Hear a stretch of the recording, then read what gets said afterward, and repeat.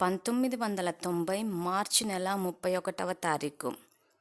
ఈ అవ్యక్త మురళి యొక్క శీర్షిక దయాహృదయము మరియు బేహద్ వైరాగ్య వృత్తి. ఈ బేహద్ వైరాగ్య వృత్తికి సంబంధించిన ఈ 7వ భాగంలో బాబా అజ్ఞాని పిల్లలు అంటే భక్తి మార్గంలోని వాళ్ళు కూడా మీ సోదర సోదరిలే. సో వాళ్లకు కూడా సేవ చెయ్యాలి, వాళ్ళ పట్ల కూడా దయ చూపించాలన్నదే ఈ మురళిలో వివరించారు. సో ఇక్కడ మనం ఏంటంటే మాట్లాడేటప్పుడు వాళ్ళు జ్ఞానంలో లేరు, వాళ్ళకి ఎంత చెప్పినా అర్థం కాదు, వాళ్ళు భక్తిని ఇష్టపడతారు అని చెప్పి ఇలాంటి వ్యతిరేక మాటలు మాట్లాడడానికి కారణము వాళ్ళ పట్ల దయాహృదయం లేకపోవడమే. దయాహృదయము మరియు బేహద్ వైరాగ్య వృత్తి. సో ఇక్కడ ఏమైపోయిందంటే మేము జ్ఞానంలో ఉన్నాము, మేము బాబా పిల్లలము అని తగుల్పాటు ఉంది, అటాచ్మెంట్ ఉంది. అది ఉండడం వల్ల ఏమవుతుందంటే వాళ్ళ పట్ల దయ రావటం లేదు. సో అందుకే ఏమైనా శివ సందేశం ఇవ్వాల్సి వచ్చినప్పుడు, పుస్తకాలు ఇచ్చినప్పుడు మేము చూసి ఇస్తున్నాము, లేకపోతే వాళ్ళు పడేస్తారు అంటున్నారు. ఎందుకు పడేస్తారు అని అంటే మనమే అక్కడ ముందే వ్యర్థ సంకల్పం చేసేస్తున్నాం, వాళ్ళు అర్థం చేసుకోరు, బుక్ పడేస్తారు అని. సో ఇక్కడ వ్యర్థ సంకల్పాలు చేస్తుంది మనమే. సో అందుకే బాబా ఏమంటారంటే సేవ చేసేటప్పుడు స్మృతి సేవ రెండు బ్యాలెన్స్ అవ్వాలి అంటారు. సో అందుకే ఆలోచించేటప్పుడు అంటే ఇక్కడ బేహద్ వైరాగ్య వృత్తే గనక ఉంటే వాళ్ళకు కూడా సేవ చేయగలరు అని అంటున్నారు. సో బాబా ఏం చెప్తున్నారో బాబా మాటల్లోనే తెలుసుకుందాము. సో బాబా చెప్పేది అర్థం అవ్వాలి అని అంటే ఆత్మాన్న స్థితిలో ఉండి వినాలి. దానికి మనం చేయవలసిన సంకల్పము, నేను ఆత్మను, నిరాకార జ్యోతిర్బిందు స్వరూపాన్ని, శివ పరమాత్మ నా తండ్రి. బాబాతోటి టీచర్ అన్న సంబంధాన్ని కూడా జోడించాలి. దానికి మనం చేయవలసిన సంకల్పము, నేను ఈశ్వరీయ విద్యార్థిని, బాబా నాకు టీచర్. బాబాతోటి సద్గురు అన్న సంబంధాన్ని కూడా జోడించాలి. దానికి మనం చేయవలసిన సంకల్పము, బాబా నాకు సద్గురువు, నేను మాస్టర్ సద్గురువును. బాబాతోటి జీవిత భాగస్వామి అన్న సంబంధాన్ని కూడా జోడించాలి. దానికి మనం చేయవలసిన సంకల్పము, బాబా నాకు జీవిత భాగస్వామి, నేను బాబాకి జీవిత భాగస్వామిని. సో ఈరోజు బాబా ఈ మురళిలో ఏం చెప్తున్నారంటే, ఈరోజు ప్రేమ సాగరుడు మరియు దయాసాగరుడైన బాబ్దాదా తన సమాన పిల్లలను చూస్తున్నారు. ఈరోజు బాబ్దాదా విశ్వంలో ఉన్న అజ్ఞాని పిల్లలందరినీ చూస్తున్నారు. వారు అజ్ఞానులైనా కానీ పిల్లలే అంటున్నారు. సో ఇక్కడ అజ్ఞాని పిల్లలు అని అంటే ఇంకా జ్ఞానంలోకి రాని పిల్లల గురించి బాబా చెప్తున్నారంటే విశ్వవిద్యాలయంలో ఇంకా అడ్మిషన్ తీసుకొని వారు అజ్ఞానులైనా కానీ పిల్లలే అంటున్నారు. సో అటువంటి జ్ఞానులైనా అజ్ఞానులైనా అందరికీ నేను తండ్రిని, అనంతమైన తండ్రిని అని వస్తూ ఉంటుంది మురళిలో. కానీ మనము బాబాని యథార్థంగా తెలుసుకోకపోవడం వల్ల మా బాబా ఈ మాట వచ్చేసింది. అందరి బాబా అన్న మాట ఎప్పుడైతే వస్తుందో అప్పుడే పరంధామం యొక్క గేట్లు కూడా ఓపెన్ అవుతుంది అంటారు. సో ఇప్పుడు పరిస్థితి ఏంటంటే మా బాబా బ్రహ్మకుమారిల బాబా అన్నట్టు అయిపోయింది. సో కానీ ఇక్కడ బాబా ఏమంటున్నారు, అజ్ఞాని పిల్లలైనా కానీ నా పిల్లలే అంటున్నారు.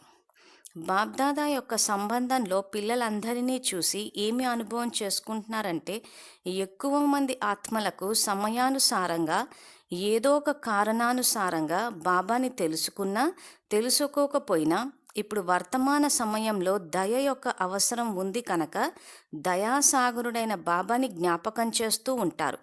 నలువైపులా ఆవశ్యకతను అనుసరించి ఈ సమయంలో దయాదృష్టి కొరకు పిలుస్తున్నారు. ఎందుకంటే భిన్న భిన్న సమస్యల కారణంగా తమ మనస్సు బుద్ధి యొక్క సంతులత లేని కారణంగా దయాసాగరుడైన తండ్రిని లేదా తాము నమ్ముకున్న వారిని దయ కొరకు చాలా దుఃఖంతో అలజడితో పిలుస్తున్నారు. అజ్ఞాని ఆత్మలు బాబాని తెలుసుకోని కారణంగా తమ ధర్మపితలను లేదా గురువులను లేదా ఇష్టదైవాలను దయాసాగరులుగా భావించి పిలుస్తున్నారు. కానీ మీ అందరికీ తెలుసు ఈ సమయంలో పరమాత్మ తండ్రి ఒకరి నుండి తప్ప ఏ ఆత్మ ద్వారా దయ లభించదు. సో వర్తమాన స్థితిలో బాబా భక్తుల యొక్క పరిస్థితి ఏంటా అని చెప్పేసి ఇక్కడ చెప్తూ ఉన్నారు. సో ఇక్కడ ఇది తెలుసుకున్న తర్వాత ఎప్పుడైతే మనలో ఈ బేహద్ వైరాగ్య వృత్తి వస్తుందో అప్పుడే దయ కలుగుతుంది. ఈ బేహద్ వైరాగ్య వృత్తి కాకుండా హద్దు యొక్క వైరాగ్యం. హద్దు యొక్క వైరాగ్యం అంటే ఇక్కడ బాబా ఇది చెప్పారు, ఇది చేసాం అంతవరకే. కానీ బేహద్ సో ఏదైతే బాబా చెప్పారో ఇంతవరకు 6 మురళీల్లో తెలుసుకున్నాము. సో మొదటి మురళీలోనే బాబా క్లారిఫికేషన్ ఇచ్చారు. సో ఇక్కడ నేను అన్న అహంకారం ఎప్పుడైతే వస్తుందో అప్పుడే విడదీసి మాట్లాడతాం. ఎప్పుడైతే మనందరికీ తండ్రి ఒక్కరే అన్న విషయాన్ని గ్రహిస్తామో అప్పుడు కలుపుకుని మాట్లాడతాం. సో ఇప్పుడు మనం మాట్లాడేటప్పుడు వాళ్ళకి ఎంత చెప్పినా అర్థం కాదు అని చెప్పేసి శాపనార్థాలు ఏవైతే ఇస్తున్నామో వాళ్ళకి అర్థం కావద్దని చెప్పి, దానికి కారణం ఏంటంటే దయాహృదయం లేకపోవడం. అంటే మాకే అన్నీ తెలుసు అంటే ఇంకా తగులుపాటు. బాబా అందుకే మురళిలో స్వయం యొక్క సంస్కారాలతోటి కూడా తగులుపాటు ఉండొద్దు అంటున్నారు. సో స్వయం యొక్క సంస్కారం ఏంటంటే నాకు అన్నీ తెలుసు, వాళ్ళకి తెలియదు. ఈ సంస్కారంతో తగులుపాటు ఉండడం వల్ల ఏమవుతుందంటే అవతల వాళ్ళ గురించి అలా తక్కువ చేసి మాట్లాడుతున్నాం. సో అందుకే బాబా బేహద్ వైరాగ్య వృత్తి అని చెప్పేటప్పుడు స్వభావ సంస్కారాలు సాధనాలు దేనికి వశీభూతం అవ్వద్దు అంటున్నారు. సో ఇక్కడ మన స్వభావ సంస్కారానికి వశీభూతం అయిపోయామంటే మేమే అధికులం, మాకు తెలుసు, వాళ్ళు వేరా మేం వేరా. సో అలా ఆలోచించినప్పుడు దయ రాదు. ఆ దయ రానప్పుడు కూడా విశ్వసేవ అన్నది మీరు చేయలేరు అంటున్నారు. సో ఇక్కడ దయ వస్తే ఏం చేస్తామంటే అరే వాళ్ళు ఇంత దుఃఖంలో ఉన్నారు కదా అని చెప్పి ఇప్పుడు ఇందాక చెప్పినట్టు సో వెళ్ళి తండ్రి పరిచయాన్ని ఇచ్చి తండ్రి ప్రేమను అనుభవం చేసుకునే విధంగా వాళ్ళకి శక్తిని ఇస్తాం. కానీ ఆ దయ అన్నది లేకపోవడం వల్ల ఏమవుతుందంటే సేవా కార్యక్రమాలు చేయకపోవడం, ఒకవేళ చేసినా శివ సందేశం వరకే ఇవ్వడము, ఆ తర్వాత బాబా ఏదైతే శాంతిని సంతోషాన్ని ఈ శక్తుల్ని ఇవ్వమని చెప్తుంటారో ఆ శక్తులు ఇవ్వకపోవడం. సో మనసా సేవ విషయానికి వచ్చేసరికి ఆ దాత సంస్కారాలు, ఆ దయ, ఆ దాత సంస్కారాలు అన్నవి లేకపోవడం వల్ల మనసా సేవ తర్వాత చేద్దాంలే అంటున్నారు. సో మురళీలని ఎక్కువ మంది చూస్తారా, మనసా సేవ వీడియోస్ ఎక్కువ మంది చూస్తారా అంటే మురళికి సంబంధించిన వీడియోసే చూస్తారంటే వినడానికి బాగుంది. సో అజ్ఞాని ఆత్మలు ఎంత దుఃఖంలో ఉన్నా పర్లేదు, అసలు వాళ్ళ దుఃఖంలో ఉన్న ఆత్మల ఆర్తనాదాలు వినిపించటం లేదా అని అంటే వినిపించకపోవడానికి కారణం ఏంటంటే అక్కడ దయ లేకపోవడం. సో మేము మురళి విని మేము సంతోషిస్తాం అంటే ఇంకా వింటూ, అందుకే అంటాడు బాబా ఇంకా ఎంతవరకు వింటూ ఉంటారు అని. సో ఆ వింటూ ఉంటే సంతోషం వస్తుంది కాబట్టి మన సంతోషం మనం చూసుకున్నామే తప్పితే ఆ భక్తుల యొక్క దుఃఖాన్ని తీర్చాలని ఆలోచించలేదు. అది గనక ఆలోచించి ఉండింటే, ఆ దయాహృదయం గనక ఉండి ఉంటే ఖచ్చితంగా మనసా సేవకే ప్రాముఖ్యత ఇస్తాం. ఎందుకంటే ఈ పాటికి విద్యార్థులకు సబ్జెక్ట్ అర్థమైపోయి ఉండాలి. ఎందుకంటే రోజు విధిపూర్వకంగా సంవత్సరాల తరబడి చదువుతూనే ఉన్నాం కాబట్టి ఇంకా సబ్జెక్టు మాకు తెలీదు, మాకెవ్వరూ చెప్పలేదు అన్న ఆలోచన రావద్దు. సో ఈ రోజుల్లో పుస్తకాలు దొరుకుతున్నాయి, వీడియోస్ వస్తున్నాయి కాబట్టి కొంచెం శ్రమ పెడితే జ్ఞానం అర్థమైపోతుంది. ఆ తర్వాత నుంచి ఇంకా సేవ చేస్తూ పోవాలి. సో దాని గురించే బాబా ఇక్కడ చెప్తున్నారు. వాళ్ళంతా ఏంటంటే దయ కోసము తండ్రిని తలుచుకుంటున్నారు, కానీ బాబా వారి కోరిక పూర్తి చేసేటందుకు లేదా వారి భావనకు ఫలం ఇచ్చేటందుకు ఏ ఇష్టదేవతను లేదా మహానాత్మను నిమిత్తం చేసుకున్నా కానీ దాత ఒక్కరే. అందువలన వర్తమాన సమయ ప్రమాణంగా దయాసాగరుడైన తండ్రి పిల్లలకు కూడా చెప్తున్నారు, బాబాకి సహయోగి తోడు అయిన భుజాలు బ్రాహ్మణ పిల్లలైన మీరే. ఏది వారి అవసరమో దానిని ఇవ్వటం ద్వారా వారు ప్రసన్నం అవుతారు. అయితే మాస్టర్ దయాసాగరులు అయ్యారా అని చెప్పి ప్రశ్న అడుగుతున్నారు. సో ఇక్కడ దాత అయితే శివబాబా ఒక్కరే, కానీ వర్తమాన సమయంలో ఇక్కడ బాబా మనందరినీ సహయోగం ఇవ్వమని చెప్పారు. సో ఇక్కడ వాళ్ళు తండ్రిని తెలుసుకోకపోవడం వల్ల ఇందాక చెప్పినట్టు గురువులను కానీ ధర్మపితలను కానీ ఇష్టదైవాలను కానీ వేడుకుంటున్నారు శాంతి కోసము సంతోషం కోసము. సో ఇప్పుడు మనం బాబాకి సహయోగి ఆత్మలమైన మనము వాళ్ళకి ఏది అవసరమో దానిని ఇవ్వటం ద్వారా వారిని ప్రసన్నం చేయగలరు. అయితే మాస్టర్ దయాసాగరులు అసలు అయ్యారా అని చెప్పి బాబా ప్రశ్నిస్తున్నారు. సో ఈశ్వరీయ విద్యార్థులు ఎవరికి వాళ్ళు బాబా తమ్మనే అడుగుతున్నారన్న భావనతోటి అసలు అందరి పట్ల దయ చూపిస్తున్నామా లేదా, అసలు బయట భక్తి అజ్ఞాని ఆత్మలు కాదు కానీ ముందు ఇంట్లో వాళ్ళ పట్ల దయ చూపిస్తున్నామా లేదా చూడండి. ఇంట్లో వాళ్ళు జ్ఞానంలో లేరు, చెప్తే వినరు, వాళ్ళు భక్తిని ఇష్టపడతారు, రమ్మంటే రారు, వాళ్ళు ఎప్పుడు వస్తారు జ్ఞానంలోకి అని ఇలా ఆలోచిస్తున్నాము అని అంటే ఇక్కడ ఇంకా మాస్టర్ దయాసాగరులు అవ్వలేదని. సో ముందు ఇంట గెలిచి రచ్చగలవాలి అన్నారు. సో ముందు కుటుంబ సభ్యులకి ఏం కావాలి. సో ఈ రోజుల్లో ఉదాహరణకి ఏదైనా ఇంట్లో ఎవరైనా మాతలు వచ్చారంటే వాళ్లకు స్థూలమైన, అంటే ఎంతవరకు ఇంటిని చక్కదిద్దాము, ఎంతవరకు ఆహారం చేసాము అని స్థూలమైన విషయాలే ఆలోచిస్తున్నాం. సూక్ష్మమైన, నాన్ ఫిజికల్, వాళ్ళకి ఏం కావాలి? శాంతి, సంతోషము, తర్వాత ఇప్పుడు బాబా చెప్పినట్టు వాళ్ళ కోరికలు అంటే ఇప్పుడే టెన్షన్ లేకుండా ఉండడం, ఇట్లాంటివన్నీ అది ఏది కావాలో తెలుసుకుని అది ఇవ్వాలి అంటున్నారు. అది ఎప్పుడైతే ఇస్తారో అప్పుడు వాళ్ళు తండ్రికి దగ్గర అయిపోతారు. సో మనం అది ఇవ్వకుండా వాళ్ళు రావట్లేదు, వినట్లేదు అంటే మన ద్వారా వాళ్ళకి ఇవన్నీ మనకి ఏవైతే బాబా ఖజానాలు ఇచ్చారో ఆ ఖజానాలు వాళ్ళకి ఇవ్వలేదు మనం. సో వాళ్ళకి అది అనుభవం కాలేదు కాబట్టి ఆ శాంతి, సంతోషము వాటి కోసము బాబా చెప్పినట్టు ఇష్టదైవాలు లేదా దేహదారులు, ధర్మపితలు, గురువుల వైపుకు వెళ్తున్నారు. సో అందుకే ఇంకా బాబా ఏం చెప్తున్నారంటే, అయితే మాస్టర్ దయాసాగరులుగా అయ్యారా?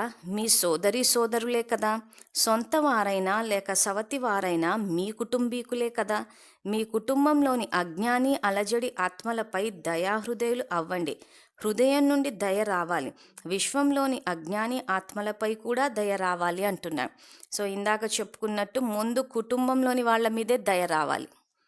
సో దయ రావడం అంటే ఇక్కడ ఏం చేయాలంటే ముందు మనము బేహద్ వైరాగ్య వృత్తిలోకి వచ్చి వాళ్ళకి ఏది అవసరమో, సో మళ్ళీ చెప్తున్నాము, కంటికి కనిపించే ఆహారం కాదు, ఇంటిని నీట్గా పెట్టుకోవడం కాదు, ఇక్కడ వాళ్ళకి ఏది కావాలి, వాళ్ళ ఇష్ట దైవాల దగ్గరికి ఎందుకు వెళ్తున్నారు, గుడికి వెళ్ళడానికి కారణం ఏంటి, ఏం ఆశించి వెళ్తున్నారు, అది మనం ఇక్కడ వాళ్ళకి ఇవ్వాలి సంకల్ప ద్వారా. సో శక్తులు ఎలా ఇవ్వాలా అని చెప్పేసి బాబా మురళిలో చెప్పారు, ఈ ఛానల్లో కూడా అప్లోడ్ చేసి పెట్టాము. అవి చూస్తే అర్థమవుతుంది. లేదా మనసా సేవ వీడియోస్ ఆ రకంగా చేసి ఇంటి యొక్క వాయుమండలాన్ని మార్చినప్పుడు ఖచ్చితంగా వాళ్ళు బాబాకి దగ్గర అవుతారు. సో అలా కుటుంబంలోని వాళ్ళపైన దయ చూపించాలి, విశ్వంలోని అజ్ఞాని ఆత్మలపై కూడా దయ రావాలి. దానితో పాటు బ్రాహ్మణ పరివారంలో పురుషార్థం యొక్క తీవ్ర గతి కొరకు, స్వ ఉన్నతి కొరకు దయాహృదయం అవసరం. సో ఇప్పుడు బాబా స్వ ఉన్నతి గురించి చెప్తున్నారు. అంటే మన పైన కూడా మనల్ని దయ చూపించుకోమంటున్నారు. సో మన పైన మనం కూడా దయ చూపించుకోవాలన్న విషయం చాలామందికి తెలీదు.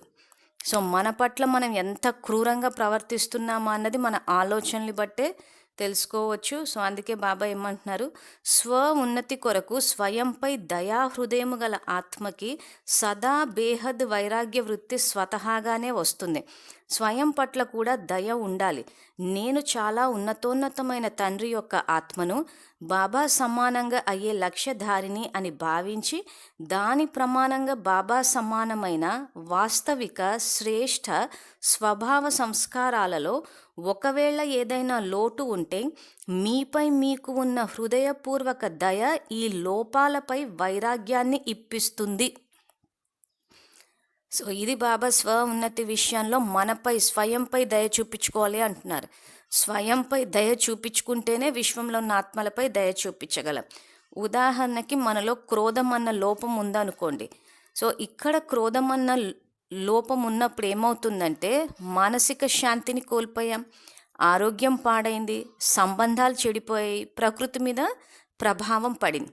సో ఇక్కడ ఏమైంది, మన పట్ల మనం దయ చూపించుకోకపోవడం వల్ల, క్రోధం ద్వారా మన పట్ల మనం క్రూరంగా ప్రవర్తించడం వల్ల శాంతిని కోల్పోయాం, ఆరోగ్యాన్ని దెబ్బతీసుకున్నాం, సంబంధాలు చెడగొట్టేసుకున్నాం. ఆ తర్వాత ప్రకృతి.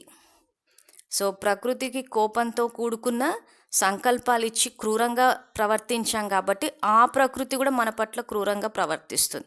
కాబట్టి ముందు మనపై మన దయ చూపించుకోవాలి. సో మనం క్రోధంతో వ్యవహరిస్తున్నాము అంటే స్వయం పట్ల క్రూరంగా ప్రవర్తిస్తున్నట్టు. ఒకవేళ శాంతితోటి వ్యవహరిస్తే స్వయం పట్ల ఇక్కడ బాబా చెప్పినట్టు శాంతితోటి అంటే బేహద్ వైరాగ్య స్థితిలో ఉన్నప్పుడే అప్పుడు మీపై మీ దయ చూపించుకుని స్వ ఉన్నతిని చేసుకోగలరు. సో ఇది బాబా ఫస్ట్ దయ. అందుకే బేహద్ వైరాగ్య వృత్తి ఇంత సబ్జెక్ట్ ఇంపార్టెంట్ కాబట్టి బాబా కూడా ఇంత విస్తారంలోకి వెళ్ళారు. సో ఏదో ఇంపార్టెంట్ పాయింట్స్ అని చెప్పకుండా అన్ని ముల్లీలు రికార్డ్ చేయడానికి కూడా కారణం అదే. సో ఇక్కడ అందుకే బాబా ఈ వాక్యాల్ని మళ్ళీ ఇంకొకసారి చదువుతున్నాము. నేను చాలా ప్లస్ ఇక్కడ బాబా సంకల్పం కూడా ఇస్తున్నారు. స్వ ఉన్నతి కొరకు స్వయంపై దయాహృదయం గల ఆత్మకి సదా బేహద్ వైరాగ్య వృత్తి స్వతహాగానే వస్తుంది. అంటే స్వ ఉన్నతి చేసుకోవాలనుకున్న వాళ్ళకి వైరాగ్య వృత్తి వస్తుంది. స్వయం పట్ల కూడా దయ ఉండాలి. నేను చాలా ఉన్నతోన్నతమైన తండ్రి యొక్క ఆత్మను, బాబా సమానంగా అయ్యే లక్ష్యధారిణి అని భావించి, అంటే బాబా మురళి ద్వారా మనకి సంకల్పాలు ఇస్తున్నారు. ఈ సంకల్పాలన్న ఖజానాలో నుంచి ఒక్కొక్క సంకల్పం తీసి ఎప్పటికప్పుడు వాడుతూ ఉండాలి. సో ఇక్కడ మనం చేయాల్సిన సంకల్పం బాబా చెప్తున్నారు, నేను చాలా ఉన్నతోన్నతమైన తండ్రి యొక్క ఆత్మను, బాబా సమానంగా అయ్యే లక్ష్యధారిని అని భావించినప్పుడు స్వ ఉన్నతి అన్నది జరుగుతుంది, మన పట్ల మనకు దయ వస్తుంది అంటున్నారు. సో ఏది చేసినా సంకల్పం ద్వారా మొదలు పెట్టాలంటారు కాబట్టి ఆ సంకల్పం ఏంటో బాబా చెప్పారు. సో అప్పుడు ఈ సంకల్పాలు చేసినప్పుడు మన లక్ష్యానికి తగ్గట్టు లక్షణాలు అంటున్నాడు. సో ఇక్కడ మనం లక్ష్యం ఏం పెట్టుకున్నాము, బాబా సమానంగా అయ్యే లక్ష్యధారిని అన్న సంకల్పం చేయమంటున్నాడు. ఆ లక్ష్యం పెట్టుకుంటే ఆ లక్షణాలు అని అంటే అప్పుడు ఆ దయ వస్తుంది, మన లోపాలను సరిదిద్దుకుంటాం. లేకపోతే ఏమవుతుంది అని అంటే బాబా చెప్పినట్టు మీ స్వభావ సంస్కారాల పట్ల మీకు తగులుపాటు, ఇంకా మీకు అనురాగం ఉంది అంటే నేను కోపం తెచ్చుకోవడం కరెక్ట్, అంటే మనకు కోపం అంటే ఇష్టం, అంటే ఇంకా కోపం పట్ల అటాచ్మెంట్ ఉంది, దాన్ని ఇంకా వాడుతూ ఉంటేనే పనులు అవుతాయి అంటున్నాం, అంటే డిపెండ్ అయిపోయినాం ఆ కోపం పైన. కానీ సబ్జెక్ట్ ఏంటి ఇక్కడ, బేహద్ వైరాగ్య వృత్తి అంటున్నాడు. ఏదో హద్దులోని చిన్న చిన్న విషయాలు స్థూలమని కాకుండా బేహద్ అంటే ఇంకా మన స్వభావ సంస్కారాలు వేటికి వశం అవ్వద్దు, దేనికి అటాచ్ అవ్వద్దు, డిపెండ్ అవ్వద్దు. నాకు ఒక్క బాబా తప్పితే ఇంకెవరూ లేరన్నది ఇంకా పూర్తి బేహద్ వైరాగ్య స్థితి అంటున్నాడు. సో అందుకే మొట్టమొదటి భాగంలో బాబా బేహద్ వైరాగ్య స్థితి గురించి చెప్పేటప్పుడు నా స్వభావ సంస్కారాలు సాధనాలు అని చెప్పేసి చెప్పడానికి కారణం అదే. అన్ని మురళీలు కలిపి చదివితే తెలిసిపోతుంది మనం ఏం చెయ్యాలా, ఎక్కడి వరకు వచ్చామా అని. తర్వాత ఏమంటున్నారంటే, బాబ్దాదా ఈరోజు ఇదే ఆత్మిక సంభాషణ చేస్తున్నారు. పిల్లలందరూ జ్ఞానంలో చాలా తెలివైన వారిగా ఉన్నారు. పాయింట్స్ యొక్క స్వరూపం అయితే అయ్యారు, కానీ ప్రతి బలహీనతను తెలుసుకునే పాయింట్స్ ఉన్నాయి. ఇలా అవ్వకూడదు, ఇలా చేయకూడదు అని తెలుసుండి కూడా ఆ పాయింట్స్ స్వరూపంగా అవ్వటము మరియు ఏదైనా వ్యర్థం చూసినా వినినా లేదా తమ ద్వారా జరిగిన దానికి బిందువు అనే పాయింట్ను ఉపయోగించటం రావటం లేదు. పాయింట్స్ అయితే ఉన్నాయి, కానీ పాయింట్ స్వరూపంగా అయ్యేందుకు విశేషంగా ఏమి అవసరం, స్వయంపై దయ మరియు ఇతరులపై దయ అవసరం. భక్తి మార్గంలో కూడా సత్యమైన భక్తులను చూసే ఉంటారు. మీరు కూడా సత్యమైన భక్తులు అయ్యారు. ఆత్మలో రికార్డు నిండి ఉంది. అటువంటి సత్యమైన భక్తులు సదా దయాహృదయులుగా ఉంటారు. అందువలన వారు పాపకర్మతో భయపడతారు. బాబాకి భయపడరు, కానీ పాపానికి భయపడతారు. అందువలన వారు కొన్ని పాపకర్మల నుండి రక్షణగా ఉంటారు అంటున్నారు. సో ఇక్కడ బాబా ఏమంటున్నారంటే, ఏది రైట్ ఏది రాంగ్ అన్న ఈ పాయింట్స్ అన్నీ మనకు తెలుసు, కానీ అలాంటి పరిస్థితి వచ్చినప్పుడు ఆ పాయింట్ని ఉపయోగించటం రావటం లేదు అంటున్నారు. సో ఇందాక చెప్పుకున్నట్టు మన పట్ల మనం దయ చూపించుకోవాలి. ఆ కోపం అన్నది వచ్చినప్పుడు, ఎన్నో వ్యర్థ సంకల్పాలు వచ్చినప్పుడు ఆ కోపాన్ని తగ్గించుకోవాలన్న పాయింట్ మనకు తెలుసు. సో అప్పుడు సంకల్పం ఏం చేయాలి, ఇక్కడ బాబా బిందువు పెట్టండి అంటాడు. అంటే బిందువు ఫుల్ స్టాప్ అంటే ఆత్మ అన్న స్థితిలోకి వచ్చేయాలి. సో ఇక్కడ నేను క్రోధాన్ని వాడుతూ ఉన్నాను, ఎన్నో వ్యర్థ సంకల్పాలు వచ్చేసాయి. ఇప్పుడు బిందువు పెట్టడం అంటే నేను ఆత్మని, శాంతి స్వరూపాన్ని అన్న సంకల్పం చెయ్యాలి. సో దీన్ని బిందువు పెట్టడం అంటారు. అంటే క్రోధం ద్వారా ఏదైతే 4 రకాలుగా మనం ఎఫెక్ట్ అవుతున్నామో, వ్యర్థాన్ని ఆలోచిస్తున్నామో, లోపాలని పెంచి పోషించుకుంటున్నామో, వీటన్నిటికీ బిందువు ఫుల్ స్టాప్ పాయింట్ పెట్టడము అని అంటే నేను ఆత్మని, శాంతి స్వరూపాన్ని అన్న సంకల్పం చెయ్యాలి. సో ఎవరి పట్ల అయినా కానీ వీళ్ళకు జ్ఞానం అర్థం కాదు. ఇప్పుడు ఇందాక బాబా ఏదైతే అజ్ఞాని ఆత్మల పట్ల దయ రావాలి అంటున్నారో, సో వాళ్ళ పట్ల ఎన్నో వ్యర్థ సంకల్పాలు చేస్తూ ఉన్నాం. సో ఆ సంకల్పాలన్నిటికీ బాబా ఫుల్ స్టాప్ బిందువు పెట్టాలంటే సంకల్పం చేయాలి. ఏమని చేయాలి, వీళ్ళు ఆదిలో రాజవంశీయులు, ప్రస్తుతం బ్రహ్మవంశీయులు, మాస్టర్ సర్వశక్తివంతులు అన్న సంకల్పం చేస్తే ఖచ్చితంగా వాళ్ళు మన వాళ్ళే, అంతా ఒకటే, ఒక తండ్రి పిల్లలము అన్న భావన, ఆ ప్రేమ అన్నది వస్తుంది. ఆ సంకల్పం చెయ్యకపోతే మనమే అలజడిలోకి వచ్చేస్తాము. అలజడిలోకి వచ్చేసిన తర్వాత అలజడి యొక్క వాయుమండలాన్ని మనమే పెంచి పోషించేసి మళ్ళీ ఇంత పాపపు ఖాతాని జమ చేసుకుంటాం. సో ఇది బాబా ఇక్కడ చెప్పే ఈ బేహద్ వైరాగ్య స్థితి గురించి. తర్వాత అదే విధంగా జ్ఞాన మార్గంలో కూడా యథార్థ దయాహృదయులు అయిన వారిలో 3 విషయాల నుండి దూరంగా ఉండే శక్తి ఉంటుంది. ఎవరిలో దయ ఉండదో వారు అర్థం చేసుకుని తెలుసుండి కూడా 3 విషయాలకు పరవశం అయిపోతారు. ఈ 3 విషయాలు సోమరితనం, ఈర్ష్య మరియు అసహ్యం. ఏదో బలహీనత లేదా లోపం కారణంగా 90% ఈ 3 విషయాలు ఉంటున్నాయి.